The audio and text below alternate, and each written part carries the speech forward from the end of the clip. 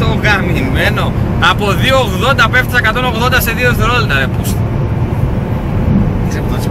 Μαλάκα, και εντάξει πηγαίνεις με 2,80 ρε μαλάκα. Και δεν νιώθεις. Και νομίζω ότι πηγαίνεις με 160 ρε μαλάκα, 170. 2,80. Είναι απίστευτο.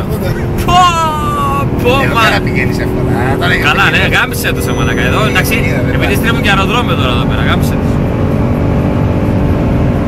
Έπιασε 40, δύο παιδί, βάζει την πλάκα σου. στη στροφή ρε μαλάκα, έβγαλε 2,80 πάνω στην αρχή στροφή. Όπα, γίδι. Δεν είμαι φουγγάρι, με 2,30. Το φαντάζομαι ρε μαλάκα, αφού το βλέπω ότι δίνει. Το βλέπω ότι δίνει. Ναι, και δεν σταματά πουθενά. Συνεχίζει σταθερά. Μαλάκα.